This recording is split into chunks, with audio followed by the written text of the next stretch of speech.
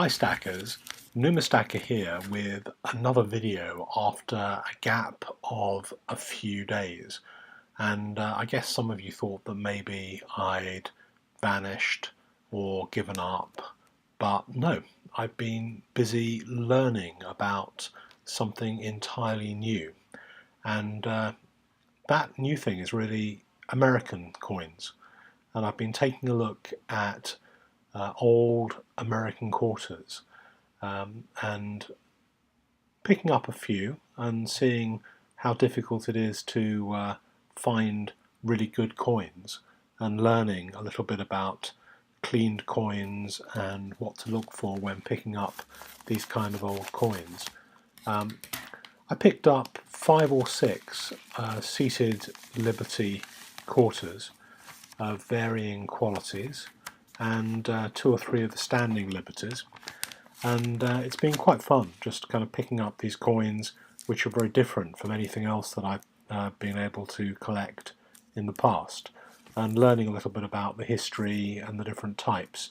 And if any of you are interested in something which is maybe not too expensive to pick up some reasonable kind of coins, but something which is also pretty interesting, then I'd recommend taking a little bit of a closer look at these older American silver coins.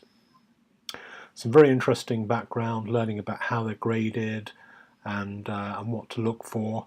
I think I made a couple of mistakes along the way and picked up some coins that had been previously cleaned, but hopefully I also made a couple of good purchases that I will have graded, and it'll be interesting to see how that grading comes out. Of all the coins I picked up, the 2 that I'm most pleased with are an 1876 and 1877 Carson City Seated Liberty Quarter. There's something about the Wild West and the history of the Carson City Mint which is fascinating.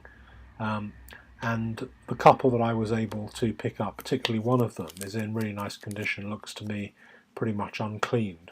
But you guys can tell me you know a lot better about these things than I do. I'm just really a beginner when it comes to coin condition and coin grading. But it's pretty clear that the ones that are a little bit kind of unpolished, blacker, a little bit more original, they're much more expensive and they're much harder to find. I'd say looking over places like eBay, 80 or 90% of the coins on offer have been cleaned. This one looks to have been cleaned, for example, and probably would get an NGC details grading rather than a proper grade.